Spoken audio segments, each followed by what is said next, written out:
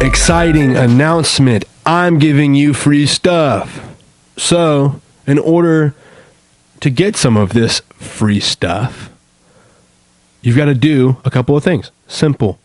Subscribe to the channel. Like the video. Turn on notifications. Leave a comment of some type. It can be who you want to see on the podcast. It could be answering a question that I talk about later in the video. It could be anything. Leave a comment of some type.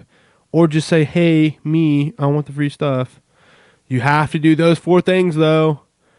And then you will be in contention for a free shirt and shorts from Pivot GPA.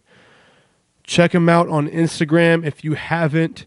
Their stuff is drippy. So shout out to the guys at Pivot. And yeah, man, you're going to get some really good looking clothing. And you'll get it for free just for doing those few things. So do it. The giveaway happens when we hit 100 subscribers. Let's get there. Any of the 1 to 100 could win this giveaway. So I will pick it completely randomly. And yeah, somebody's going to win some free stuff, man. So not far away. Let's get to 100 and I will give you free things. What up, gang? Welcome to SEANCAST, episode numero 4. Man, we back. It was an eventful last, I guess, 7 days of my life.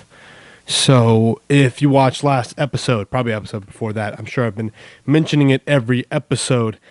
I had a client compete this past Saturday at the Clash Series in Orlando, which is kind of like, she was a bikini girl, and it's kind of your like premier regional bikini competition. It's also attached to a pro IFBB pro, if you will, bikini competition. And it was a lot of fun. We had a great time. It was a great experience. Tilly King, Tilly Fit on Instagram. Check her out if you haven't. And she killed it, gang. It was so much fun. She did great. It was her second show ever. And it's literally like her second year training, which is mind-blowing sometimes. Seeing her physique now, it's just wild. But overall results, we ended up competing in novice in an open. And just for comparison, if you run it back almost a full calendar year, it was almost exactly a year apart that we competed. So a pretty short off season in between.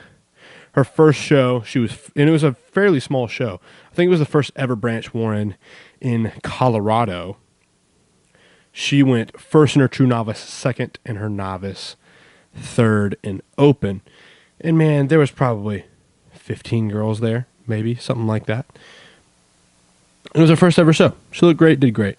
This time around was different. It was different. She won her novice class, went to the novice pose down for overall. She wins novice overall pretty handily. And then we go to her open class. She wins her open class too.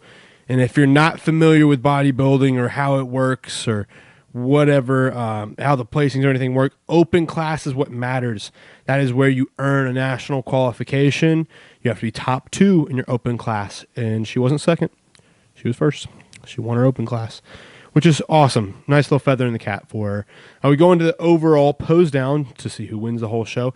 I think I could be overshooting by saying 40. There's probably about 40 bikini girls there, if not about 30. The way the show happened is like the whole first half of the show is done in like 45 minutes. They went through every class in probably about 45 to 50 minutes. And then the next 45 to 50 minutes was all just the bikini classes because there's so many. It was class A through class H in open bikini. She was in class D. She won class D. And she goes in the overall pose down, held the middle for a little bit, got moved to, not all the way to the outside, but one in from the outside. And then she worked her way back in a little bit again. So, I think we fell maybe third to fourth ish in an overall. So, looking at third to fourth out of 30, 40 girls at a very good show, I was really happy with. It's her second year, even like training hard. So, super bright future for her. I think overall, very successful weekend. We both learned a lot about how to peak her properly and what to do with her physique, what not to do. So, I've got great data rolling into our next show. And she'll be pro. She'll be pro soon, I believe. She's very dedicated, works very hard, and man, we had a lot of fun. My girl was with me. Her husband and her kid and her family were there. Her sister, her uncles, and mom and dad. And everyone showed up, and they got to watch her win all night. And that's really cool. That's really, really cool. She's the type of person, I'm the type of person that's like, we want to win everything. So, taking first overall was the goal. You fall a little bit short. Hey man, learning experience. We know what to do. We know what needs to improve. So, there was some slight disappointment, I think, from both of our ends, and mine not being disappointment in her, but mine feeling like maybe I let her down, right? That's how I always feel as a coach. If I feel like that's within our grasp, and I think it was, to an extent. Maybe there's a couple of things maybe I could have done that I feel like could have nudged us a little bit closer to overall. But like I said, learning experience, we're both going to get better from it, and we're both going to continue to get better. It was so much fun. It was very rewarding watching her win and win and win. And we went to a bigger regional show because it's like, hey, if we want to win nationals, right, in any pro qualifier show, if we want to win one of those shows, you got to at least be able to win like a big regional show at a minimum, right? So I think she did very well for that level of competition. Winning all of her classes was incredible. And just overall good time. It's so much fun watching my people win. There's no more satisfying. I mean, my heart was just absolutely thumping in my chest. I was so excited. So much adrenaline. After the show, biggest adrenaline dump ever. Just absolutely exhausted. I was so tired. After the show just because I was so hyped up the whole time. But wow, we had fun. It was such a good time. Thanks to everyone that supported her. Thanks to everybody that supported in general, reached out, all that stuff. Y'all are awesome. Keep it up. There's so many people that came up after the show and told her how great she looks and how she's got a great future. And she knows that. I know that. But it's always nice to hear. So, yeah, man, it was a great time. We like to win stuff. So, well, that was cool. Bigger things ahead, no doubt. Don't want to get too hung up on winning. Don't want to get too hung up on losing overall. Just keep getting better. And she will. It'll be sick. She's not super far off from being really high level, I think. So, fun stuff. Got quite a few more athletes in prep. Fall season's going to be a busy one. September timeframe will be a busy one. Got quite a few shows just in September alone. I think 3 out of 4 weekends we'll have shows in September. One before that, one after that. So we're rolling. We're rocking and rolling. Lots of good times ahead. Like I mentioned, I took my girl with me, and we had some good food. We ate at this Korean place. Oh, dog. I love Korean food. Anybody that doesn't know, I spent a very short time as a very young kid. It's like 6 and 7, I think. I lived in Korea. My dad, being Air Force, I moved around a lot. I was in Korea for a little bit, man. So it is in my soul. Korean food runs deep. I've got Korean food in my blood. Literally probably still do from that meal that we had. It was awesome. Did like this 7-course deal at this tucked away little somewhat upscale kind of place. It was delicious. It was incredible. And then we had some of the best wings that I've ever had in my life. Stupid bug. There was a bug. Not anymore. Best wings I ever had in my life, dude. What the hell? They were so good. I'm talking like the way that my girlfriend described it was like candy. It was like candy on the crunchiest wing. It was like kimchi butter wings, I mean, come on. Incredible. Never had better wings. Thank you to that place. I'm trying to remember what it's called. Domu, I think it's like a ramen place. I want to go get ramen. Had some wings as an appetizer. Thank you for ruining wings for me. I will never be able to eat wings the same again. Another bug. It's got to die eventually, right? Lifespan's short. Hopefully it ends soon. But, dude, wings were crazy. Never going to be able to eat wings the same again. Probably won't order wings for a long time because I'm going to be disappointed. So it was incredible. Great food. And it was just fun, you know. It was just like we were just hanging out, and literally that's it. We were just hanging out, and I was just, after every meal, checking in with Tilly. You know, it's nice having just one athlete at a show so you can really focus on their changes, what's going on with them. It was a lot of fun. So I'm super, super grateful for that experience. She's going to be, in my opinion, you know, all personal bias included, she's going to be a big name. She's going to be a big name in what she's doing. So let's go, man. Let's go. Giddy up. Dude, I was at the grocery store buying all my food for the trip. It's always a tough thing, you know, when you're trying to bodybuild yourself. And traveling, you know, I was going from Wednesday to Saturday, trying to stay with my food, right? So I'm eating, I had 15 packs of microwave rice, a couple of loaves of bread, cooked off a bunch of chicken, brought a bottle of oil. You know, it's just like this. It's this whole thing. And I was in the grocery store, man. I was in the grocery store, walking, grabbing some bread, you know, perusing. Going to grab some bread, and this dude looks at me and he goes, "Jeffrey." I was like, "Nah, not quite, man." He's like, "You look like Jeffrey." I'm like, "Hey, man, I don't know what the hell you're talking about. I don't look like Jeffrey. Dude, look at me. Everyone watching right now, look at me. If you're watching this, you're not just listening, look at me. Do I look like Jeffrey?" I don't think so. I don't think I look like Jeffrey. Hey, man, but if you think I do, is what it is. I guess I look like Jeffrey. At least to that guy I do. So, yeah, man, but it was just, you know, there was so much going on in my head all week, and anxious, a little stressed out, just wanting to perform at a high level, you know, and produce at a high level. That's what I want to do. I want to produce in everything I do. I want to be a high level at it. So when it comes to coaching, I want to be a high level coach. When it comes to bodybuilding myself, I want to be a high level bodybuilder. These things, you know, in podcasting, doing this right here, I want to be high level at it. You know, it takes consistency. I realize that, and I'm going to stay consistent. I'm going to keep hitting and keep hitting and keep hitting. I think every single day, every single week, every single month, every single year, I've been improving and improving and improving, and we'll keep doing that. That does not mean that I don't feel the anxiety of it, man. Wow. And if not, maybe even more now, as things, you know, pressure increases whenever you're doing better. There is a certain pressure that comes with winning. That is a huge gift. I'm so grateful for that. And I'm not trying to speak like I'm on top of the world, like I'm the best coach in the world, like I'm the best bodybuilder in the world. I'm far from it. You know, I feel like I'm on a level right now that I'm pleased with achieving to an extent. I'm never happy with where I'm at. I always want to get better.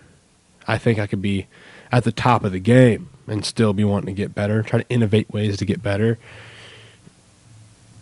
But even, you know, as the level increases, the level of my athletes increase, my personal level increases, the pressure increases too.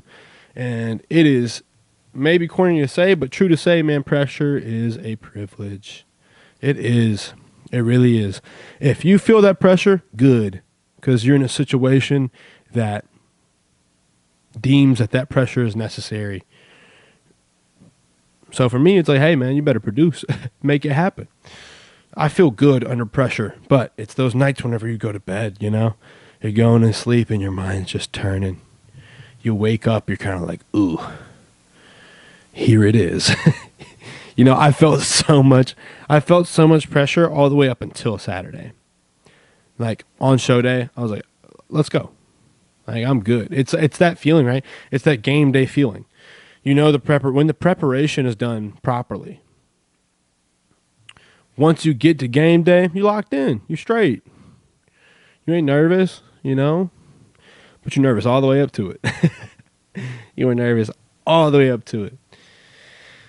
But it was a good time. I've just personally, I've been feeling the weight. I've been feeling the weight of everything and kind of where we're at right now. I feel like it's a big year for me personally. It's a big year for me coaching. It's a big year for me as an athlete. I've got some big moves happening in my life right now that are going to change the course of my life. So every risk that I'm taking at the moment, I know in a year from now, 2 years, 5, 10, 20 years from now, I'm going to be so grateful for that I decided to put my ego to the side, my fears to the side. I've got a lot of fears, man. I'm a human, Whenever you see, and I've been grateful for everybody that's been watching the podcast and everyone that's been reaching out and giving me feedback on episodes and stuff. Y'all are awesome for that. It's just a crazy feeling because I think people look at you a little bit and they see you as like, whenever I'm doing stuff like this, right? I'm stepping out. I've got my own business. I've got my own podcast now. It's all very much on me to make this stuff happen. And people look at that and they see the risk. Maybe maybe they don't fully comprehend the risk unless they're doing it on their own too. But maybe they see that risk and they view you as this like very fearless person. And that can't be further from the truth, man. I'm scared. I'm scared all the time. I've got a ton of fears. I'm a human being, man. And that is, I realize, I think I've said human being. I'm a human. I've said like every episode, I am a human. I don't know why I was listening back and it was just annoying me. It's like, human being. I am a human. And every human is scared. We're all scared. We're scared of any and everything that makes us uncomfortable. That's just how it works. That is the nature of us as people. And that's okay. It's okay to be scared. What's not okay is letting those fears overcome you and overwhelm you to the point where you don't take those risks. You don't step out. You don't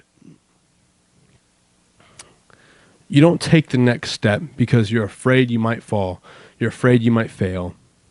You're afraid of what might happen. You're afraid of everything falling flat. You're afraid of that person hurting you.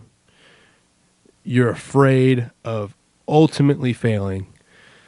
What is life without risk? And would it be worth living? In my mind, no. I'd rather just risk everything and fail completely and have to peel myself back off the ground and try to make something else happen or the same thing happen again or make it work. I would rather have my back against the wall than succumb to mediocrity. It's horrible. That's every fear I have of failing. That's what I'm scared of more, is being average. No doubt. And it's not me looking down on anybody else who does anything with their life that others might deem as average. Whatever you're happy doing and whatever that is, go for it. Do it to your fullest. If other people see it as average, who cares, man? If you're fulfilled with what you're doing, if you feel like you know your purpose and you're achieving it, then that's awesome. It's just, I know mine is not normal. It's not normal at all. So here I am in my house alone talking to a camera. Q&A. Question and answers. That's what that means. There's some good questions again this week because you people are funny. So let's kick it off. Starting with a great one from my sister, because we had this conversation recently of which Pokemon are you? And she said, be honest. Like, I'm just going to pick the coolest one because that's what I was going to do. I'm Mewtwo. No, not Mewtwo. No, I'm not Mewtwo. Legs too small to be Mewtwo. I would be legit, man. I would be. My mind goes Machamp. You know, I have 2 less arms than Machamp does, but you know, similar build. He definitely has got more delts than I do, but similar build. Fighting type just seems like my vibe. I feel like I'd be a fighting type. So I think Machamp probably. If not, you know, I would like to think of myself as a Blastoise. Straight up, dude. Just you know, I've got homeboys that have said I got a turtle back, and you know, I always thought that was real sweet because they think I got a thick back, and then and you know, at the same time, hey man, it makes me insecure.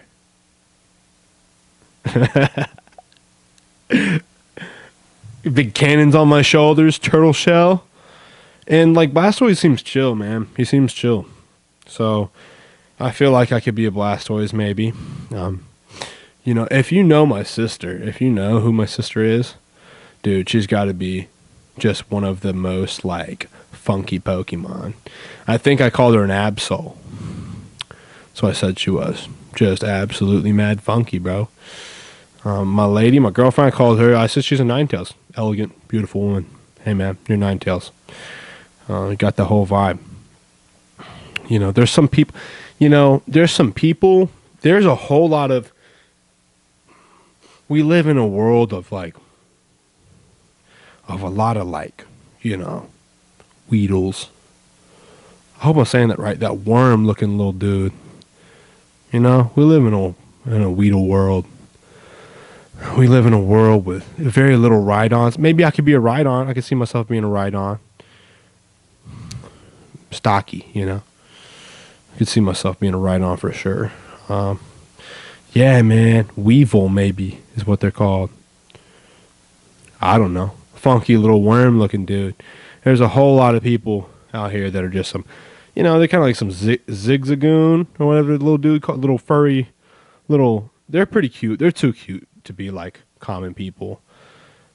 What would be a common, what's that one cocoon-looking little homie? Little green cocoon-looking dude. Weevils and green cocoons. That's what's in this world, man. I ain't gonna lie to you. I like hanging around. Like, the Pokemon I probably like being around. Here's what my sister called me. My sister said I'm Snorlax. I'll take it, dude. Snorlax is sick. And I'm a sleepy guy. So, Snorlax is also powerful. And I've got respect for Snorlax. So I think that's a sick pick. I'd call myself a Machamp, though, probably. I'd like to. Tell me what you think I am. What Pokemon do you think I am? Let me know, dude. You know, if you know me, go ahead. I'm a little scared of those answers, but I want to know. What Pokemon you think you are? People out here probably think that Gyarados is really some Magikarp for real. I'm a Gyarados. Bro, you're a Magikarp. You splash and get the hell out of here. This turned from not an actual submitted question, but a topic of conversation that me and my girl were talking about in the gym. We were training. We had like a little moment of she was doing a set, I believe, and got to the point where she was getting pretty close to like real muscular failure, and I just put my hand on the bar and applied no pressure to the bar, and she got a lot more than she thought she would, and she thought I was helping, right? So it kind of brought up this topic of what's the difference in, where's the delineation between mental and physical failure? because I feel like that's a piece that's not talked about. I think a lot of coaches, a lot of people in the industry, a lot of bodybuilders are quick to go like, muscular failure is when you have nothing left in the tank, the muscle doesn't work anymore, and you can't properly execute the entire range of motion of the movement. Like, yeah, it's pretty easy to define, right? But what's not talked about is the mentality that it takes to actually achieve that. That's the hard part, dude, is getting your head there. Getting your head to the point where you get into that pain, that zone of pain where it's intense. It's brutal at one point where you feel like I can't do, the point where your mind goes, I can't do this. That's when you keep going. That's when you have to keep going. That's when you push. That's how you hit that true physical failure, that muscular failure. You have to get to the point in your mind to where your mind says, I can't do this, stop. Your mind, everything in your body craves comfort, homeostasis. It wants to be at peace. It wants to make things easy. So whenever you're forcing it to do something hard, how do you break past that point where your mind is telling you quit? You have to, just like the body, you have to condition your mind to get there. You actually have to condition your brain. You have to train to that point of failure so many times. And in my opinion, it takes a lot of the time to be with a trainer, two, a friend, a gym buddy, or somebody who knows how to take it there and takes you there. Or three, which was kind of, I feel like my route was trial and error. That takes longer. It took me a while to get to the point where I was like, oh, I'm leaving one in the tank. And even if you're leaving one rep in the tank, truly one rep in the tank, dude, that's an intense set. That's a very intense set if you're leaving one in the tank. But we're not trying to leave one in the tank. We want 0 in the tank. I think it was just out of transitioning out of playing football into me beginning to train pretty hard. It took me probably a few months of training really hard to be like, oh, this is where I have nothing left. I found that first, and then I went back and fixed all my mechanics, because then I was training super intense with improper mechanics. And then you got to go about fixing weak areas and recorrective exercise and breaking. But I squatted so much, and I squatted so wrong. I squatted with good depth. I hit 90 or maybe under just a little bit, but I squatted so wide. It was so powerlifter of me at the time, and I didn't really ever have any intention to powerlift. But I squatted so wide. I squatted 500 whenever I was 19 with this crazy wide stance, crazy wide. I've only gotten back to those numbers recently, 5 years later, after re-breaking down my squat completely. And now I've got it's Tom Platz-esque squat, where it's very close with my feet, a lot of knee travel forward, and sinking very deep. Now, it's not perfect for everyone's anatomy, and I'm saying I've got a Tom Platz kind of squat, like I style it after him. I'm not saying I squat like Tom Platz. Don't get it twisted. One day, I will squat like Tom Platz. One day, I'll get that 500 for 23. You want to bet? I'll do it. Give me a couple years. But I'm getting back there, no doubt, where I feel that strong again. But in a really, really proper stance with a little bit more range of motion and getting a lot more quad work out of it too. So it's taken time to rebuild. And I realize that I've gone on a bit of a tangent. But circling back, you've got to find the delineation mentally and physically. What's telling you to stop first? Is it your body? Probably not, dog. 99% of the time, it's probably your mind telling you to stop. People quit on their sets super early. This is why with all of my clients, I stress training video so much. Send me training video because I want to see if you're getting there. Most common thing that I see is last couple of reps in a set. I see that little wince on the face, the little grimace. You start to hit the pain a little bit, and then you stop the set. Set's over. Okay, I feel some pain. Set's over. When you start to feel the pain, that's when the set starts. That's where it begins. You build that deep, deep muscle tissue pain.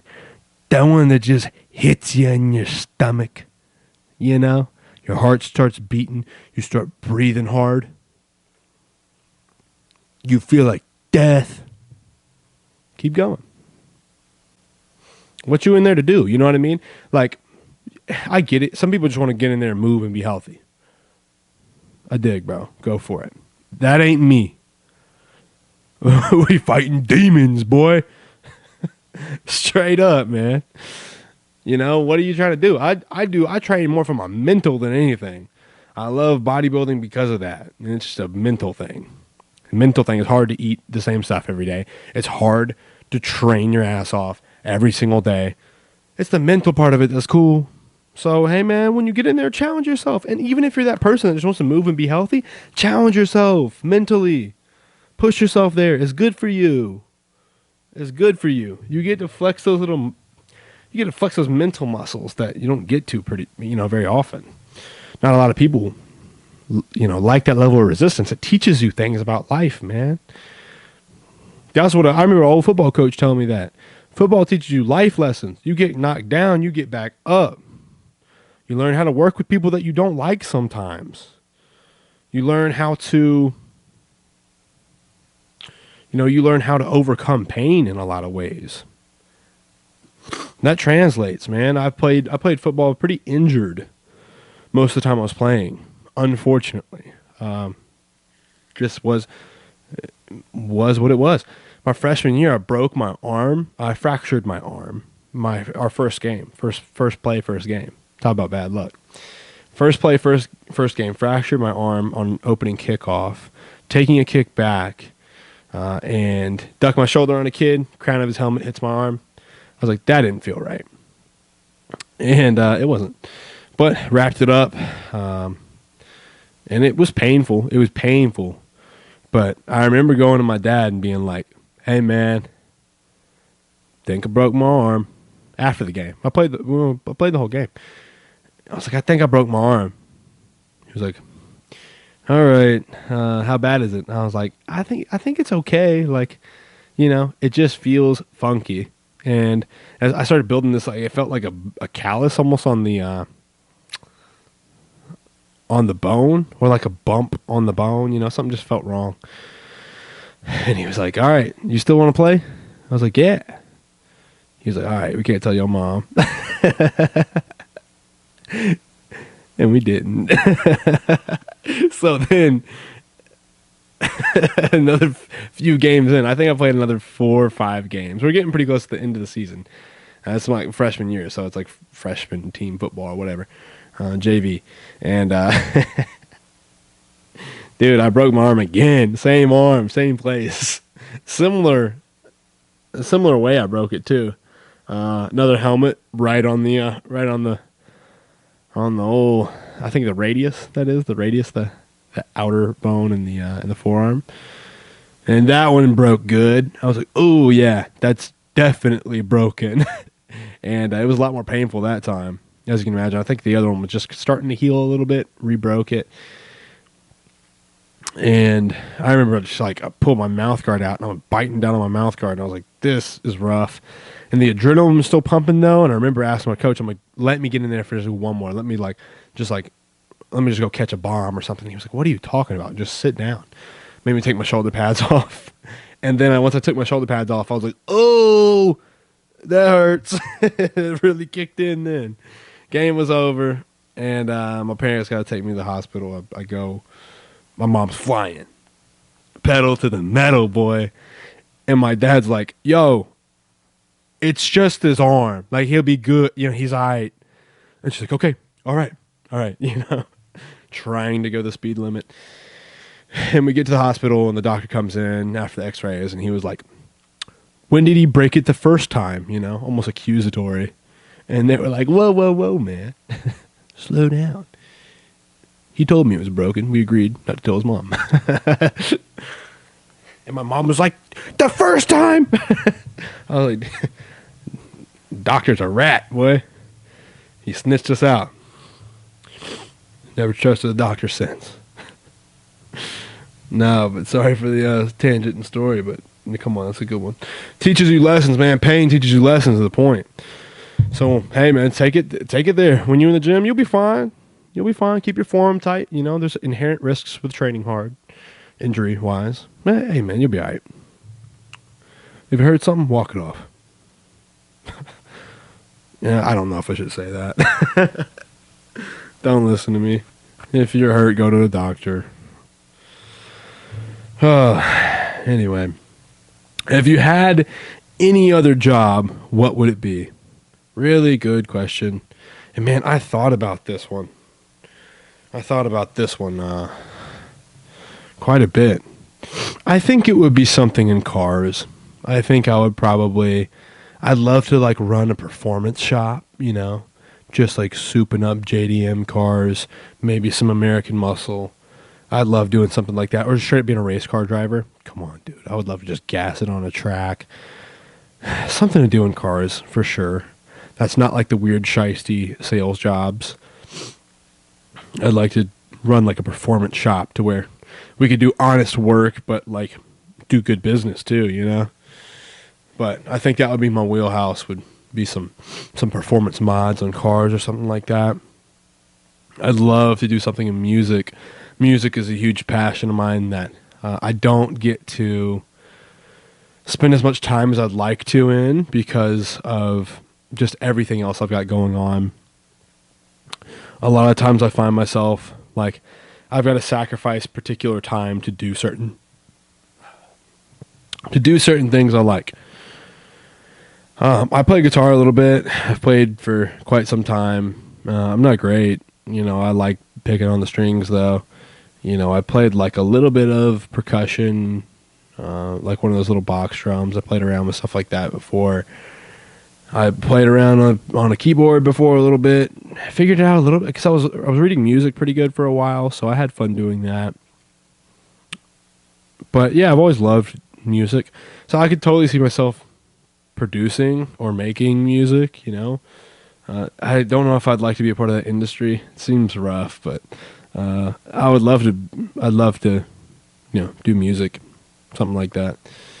And that's probably something I'll do in the future. It's just the time right now is I've got very little time to invest in actually like doing anything like that. But I still write a little lyric stuff. And if you knew me in high school, I used to freestyle a lot. I tried to do it not too long ago, and I was so bad. It was so depressing because I feel like I got pretty good at it for a little while because I was doing it so much. And man, once you stop flexing that muscle, it gets rusty.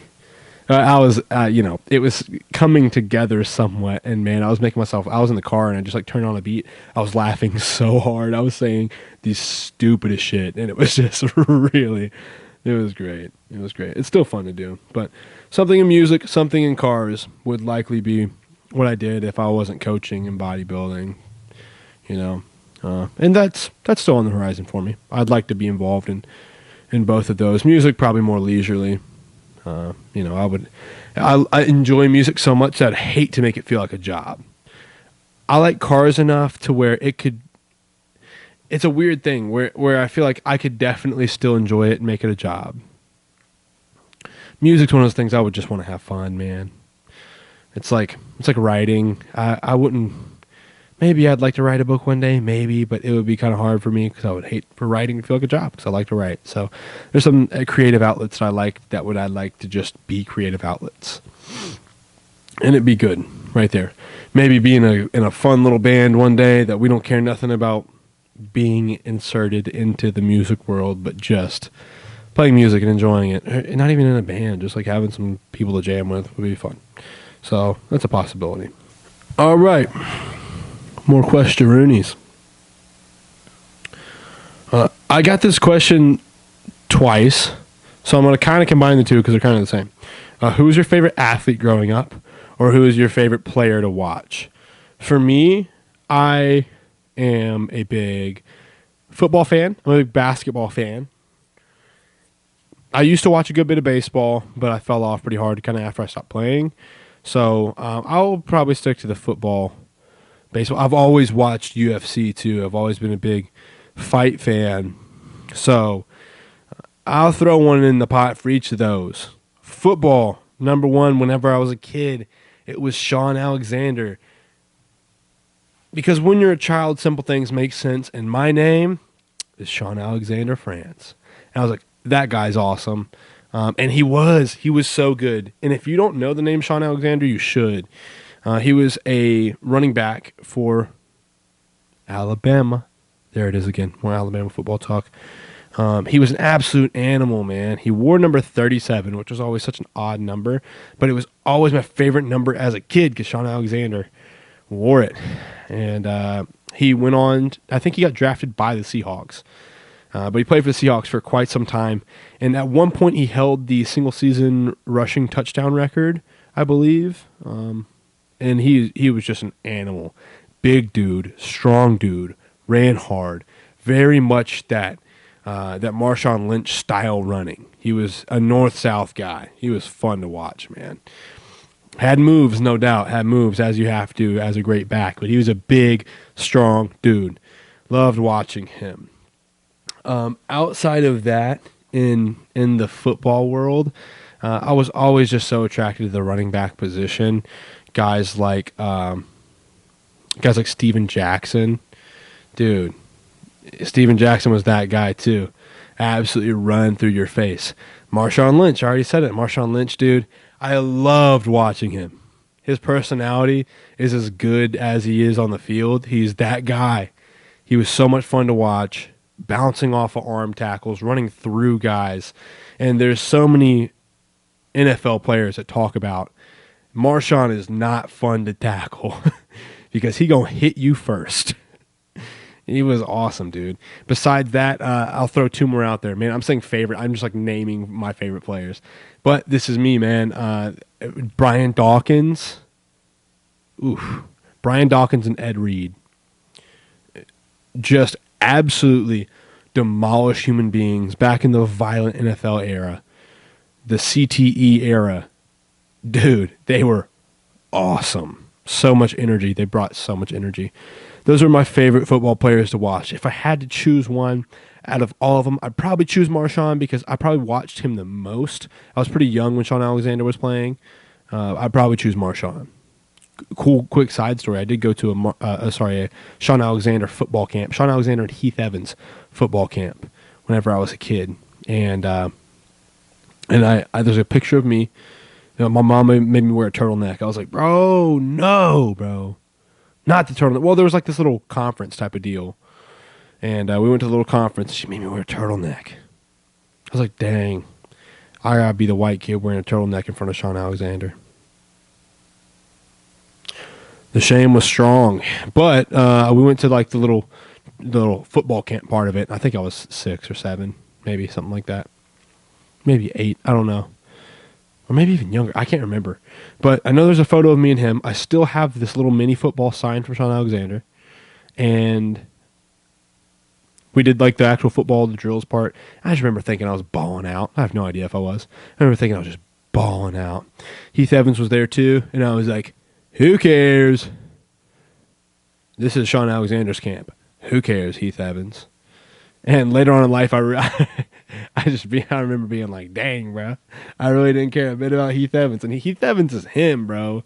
He's him. He straight up benched 225 like 40 times in a suit on ESPN one time. Heath Evans is that guy. And also, huge shout out to Heath Evans, dude. This guy's awesome. I remember like reaching back out a few years ago because he's like big in kind of the fitness scene now. And I remember just like, I don't know why. I think I DM'd him. I was like, yo, dude, I went to your camp when you were a kid, and it's cool. Whenever I was a kid, and it was cool. It's cool watching you like in the fitness world and stuff now. And he like sent me this whole video back, and he's like, hey, Sean, thanks for reaching out, man. You know, I'm so glad I had some sort of impact on your life as a young man, and I hope you're doing great, and you keep your head up, and you keep grinding. I'm like, Dad? Is that you? No, that's crazy, dude. I was like, that was so sweet. So shout out to Heath Evans.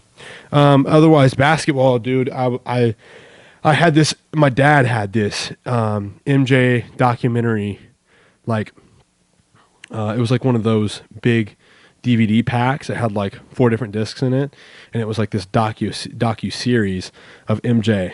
And dude, you know, it's Michael Jordan, man. I didn't grow up watching Michael Jordan, wasn't alive, but I grew up watching Michael Jordan.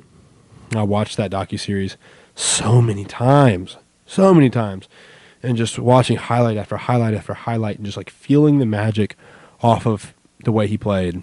What an absolute animal. So I've got to throw MJ in there. And then otherwise, like growing up watching players, this is, you know, I'm a big Spurs fan. So I've got to say, man, Manu Ginobili, what a awesome player. So much fun. Great defender. You know, he's got some crazy highlights on his mixtape. Nutmegging dudes and just knocking down threes, and he's banging in the paint. He's just all around a great player. Manu is absolutely him. So I probably enjoyed watching Manu the most in my era of actually watching. I don't know, there's something cool about coming off the bench too, and just like, you know, he can drop 20, 30. Like, dude, he was awesome. But those are like my favorite players. My favorite athlete, because he was an absolute athlete, probably Deion Sanders, man. You know, Deion Sanders is not. I remember I watched so much Deion Sanders highlight tape before football games, and I think that's really what did it for me. Was he was just an incredible athlete, and he made the position of cornerback so cool. Like, dude, he brought a lot of swagger to that position, and that was really neat. And he was that guy. He could line up both ways. You know, he flexed at receiver sometimes, and he just like, you know, returning kicks and punts. Like Deion Sanders, you know, what else you say? He played in the major league. Like, dude is playing. He will go play a football game on a Sunday, and a couple days later go be playing in the MLB. You know, like, come on, man. Absolutely amazing. What a dude. So probably Deion might be like my favorite actual athlete. Now I don't have nearly the amount of bias towards Deion as I do the other guys, because the other guys were like close to my heart for a lot of reasons. But Deion as an athlete, dude, he was that guy. Oh, dude, great question. What's the difference in having the juice and having the sauce? You know, this one is almost a philosophy question. When you've got the juice, you've got that pep in your step. You know, you got that roll in your stroll. You know, you got some power. You got some power behind what you're doing if you got the juice. You got the juice. Other people feel that. Like, that dude's got the juice, and they get hyped because you got the juice. And they're going to go harder because you got the juice. The juice is a powerful thing. So I think the juice is influential, you know. It's having the juice is just, it means a lot to everyone around you. If you're a strong leader, you got the juice. You have to. So the sauce is more of an unspoken thing. Maybe even you don't even have to really act, you know. If you just got it, you got it. If you got the sauce, you got it. I think you can work a little bit to get the juice. You know, you don't have to be born with the juice. You can be born with the juice, but I think you kind of got to be born with the sauce. I think you got to be born with the sauce, man. So I don't think you can earn the sauce. I think the sauce is, you know, you might be able to dip the chip, get a little sauce. But hey, man, you know, Some, some people are just born with it. Some people just got it. Some people, it's dripping off them as they walk. If you got the sauce, you got the sauce. And, everybody knows it. But doesn't necessarily inspire that. The sauce probably makes other people mad. Probably getting a little bit of the side eye, a little bit of the, like, what's up with that guy type of, what's his deal? You got a problem? No. The one they're referring to probably didn't even notice that person. Got too much sauce, Too much sauce to notice others. So the sauce, I think, is you've got it or you don't. And you don't have to act like it, If you got the sauce, you don't have to act like it. You have it or you do not. Others will know. And some people got too much sauce, You got a little bit too much sauce. You might turn some people away. Hey man, is what it is. It's how you're born. So I think the juice is an influential thing. The juice is like, man, you got it. You got some energy, you got some pizzazz. Like I said, you got that pep in your step, strolling your roll. And the sauce is, you're born with it, man. You're born with the sauce. So, another episode. Up and down, just like that. I've been loving doing this podcast, dog. I've been loving it. I've got some thoughts in my head sometimes. I've got some stuff that I feel like I need to say. And it really helps me put it out there. And the truth is, sometimes I struggle big time. Sometimes I have a hard time mentally. Brain just doesn't shut off. And I'm scared, and I'm fearful, and I'm frustrated, and I'm nervous, angry. And I don't know if it's because of what I've been through, what I'm going through.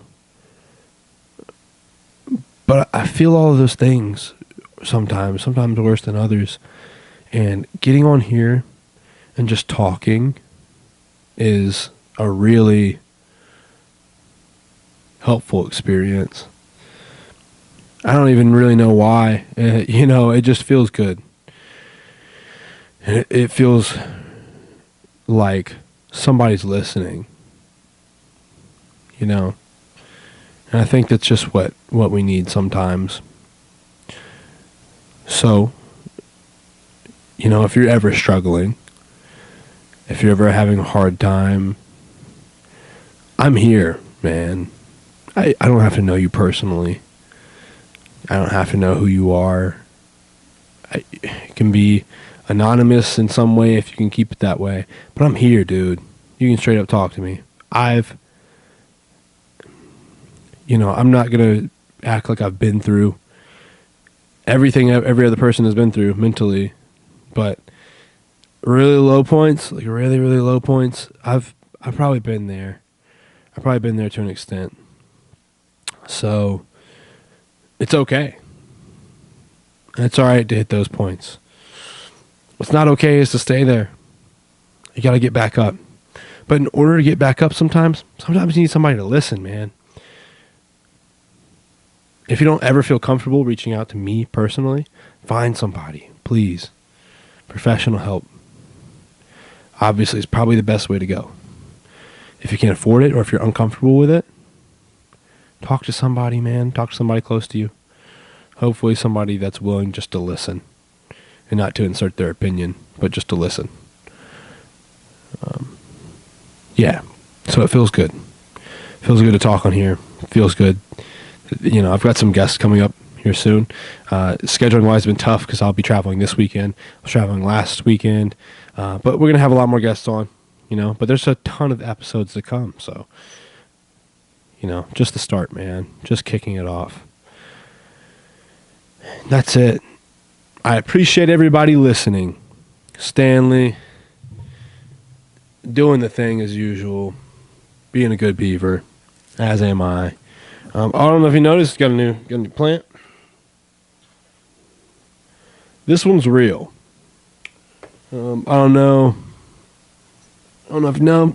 This one's fake. Exposed myself, but it's fake. This one's real though. So, I don't know. I'm starting to like plants a little bit. Hopefully I don't kill them. But I want to get some more. You know, I got Keith. Keith is struggling. Keith is the cactus.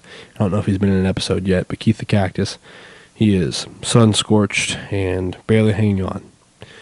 Cactus, they're cacti, rather, I thought were easy to take care of. Apparently not. So, yeah, man, thanks for listening. Thanks for watching. The SEANCAST, going strong. Like I said earlier, giveaway at 100 subscribers. You're getting some free pivot gear. A shirt, and like I said, shorts or a hat. The second item I'll kind of leave up to whoever wins. If you would rather shorts, get shorts. If you'd rather a hat, get a hat. And I've got you. You're going to get hooked up with some Pivot GPA gear for free.